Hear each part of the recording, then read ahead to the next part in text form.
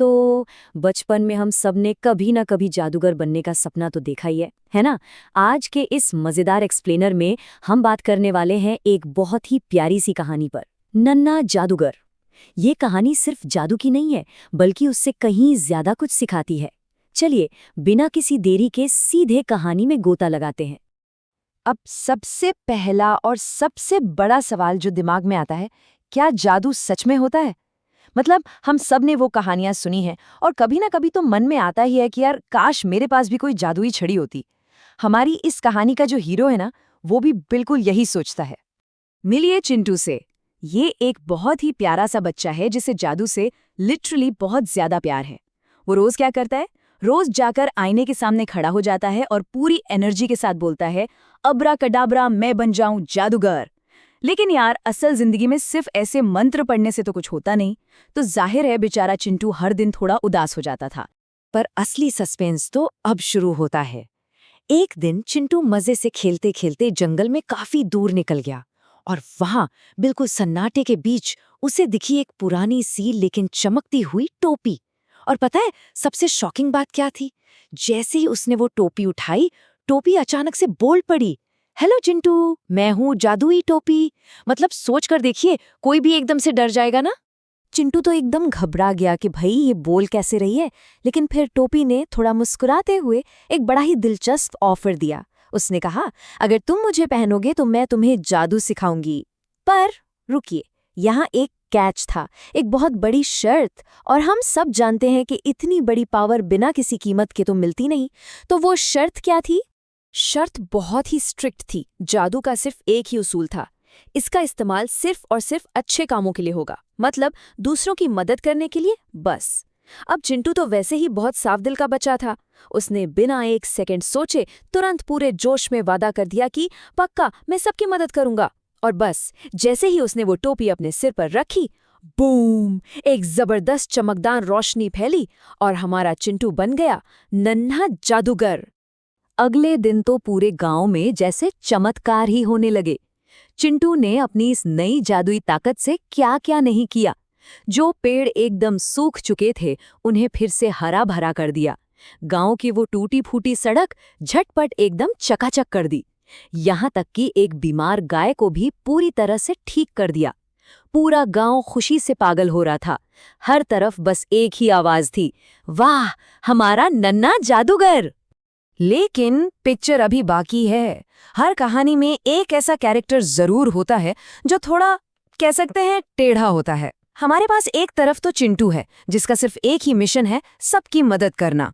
और दूसरी तरफ है गुड्डू। ये गांव का सबसे बड़ा शरारती बच्चा है और इसका गोल एकदम उल्टा था, सबको परेशान करना। गुड्डू को चिंटू की इस नई पॉपुलैरिटी से भयंकर जलन होने लगी। उसने ठान लिया कि भाई ये टोपी तो अब मुझे चाहिए ताकि मैं पूरे गांव को परेशान कर सकूं। और इसी स्वार्थ के चक्कर में गुड्डू ने एक बहुत बड़ी गलती कर दी। रात का अंधेरा था। गुड्डू चुपके से गया और उसने वो जादुई टोपी चुरा ली। उसने टोपी पहनी और बड़ी ही चौड़ में आके बोला, चलो अब जादू दिखाओ। टोपी ने उसे तुरंत वार्निंग दी, याद दिलाया कि भाई जादू सिर्फ मदद के लिए है। लेकिन गुड्डू कहाँ सुनने वाला था।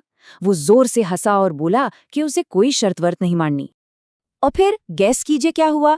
धड़ाम। जी हाँ, जैसे ही गुड्डू ने किसी को परेशान करने के लिए अपनी शरारत भरा जादू करने की कोशिश की, टोपी का वो सबसे मेन रूल टूट गया और जादू पूरी तरह से उल्टा पड़ गया।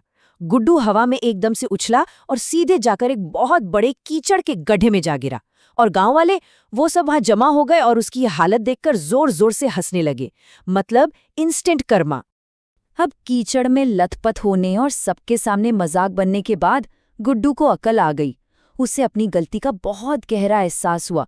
वो बेचारा रोते हुए चिंटू के पास आया, हाथ जोड़कर बड़े ही इमोशनल होकर बोला, मुझे माफ कर दो, मैं भी अच्छा बनना चाहता हूँ। और सच बताऊं तो ये इस पूरी कहानी का सबसे बड़ा टर्निंग पॉइंट है, क्योंकि अपनी गलती मानना और खुद को बदलने की सोचना, ये भी अपने आप में बहुत बड़ी हिम्मत का काम है। अब आप सोचिए, चिंटू ने क्या किया होगा? क्या उसने गुड्डू को चिढ़ाया? बिल्कुल नहीं।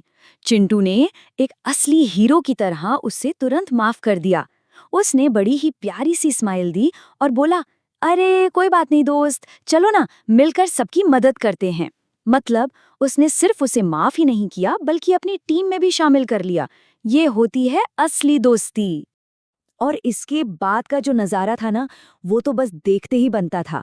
अब एक नहीं बल्कि दो दो दोस्त मिलके पूरे गांव में खुशियां बांट रहे थे। कहीं सफाई का जादू चल रहा है तो कहीं बच्चों के साथ पढ़ाई का जादू। उन दोनों ने मिलके पूरे के पूरे गांव को चमका दिया। सच में, जब हम अकेले कुछ करते हैं तो असर होता है, लेकिन जब लोग साथ मिलकर कोई काम करते हैं ना, तो उसका इम्पैक्ट कई गुना ज्यादा बढ़ जाता है। तो आखिर में इस पूरी कहानी से हमें क्या समझ आता है? यही ना कि असली जादू किसी पुरानी टोपी या किसी जादुई छड़ी में नहीं छुपा होता। असली जादू तो हमारे अंदर होता है, एक अच्छे दिल में और दूसरों के बिना किसी स्वार्थ के मदद करने की नीयत में। जब हम अपनी किसी छोटी सी कोशिश से किसी के चेहरे पर मुस्कान लाते हैं ना, तो यकीन मानिए वो किसी बहुत बड़े चमत्कार से कम नहीं होता। तो आज की इस चर्चा को खत्म करने से पहले एक छोटा सा सवाल सोचने के लिए छोड़ रहा हूं। हम सबके अंदर भी तो एक नन्हा जादूगर छुपा है ना? तो ऐसा कौन सा जादू है आपके अंदर जिसका इस्तेमाल करके आज आप अपने आसपास के लोगों की मदद कर सकते हैं? बस इसी खूबसूरत से सवाल के साथ हम आज के इस एक्सप्लेनर को यहीं रोकते हैं। ऐसे ही सीखते रहिए और हाँ, अपने अंदर के उस असली जादू को हमेशा जिंदा रखिए।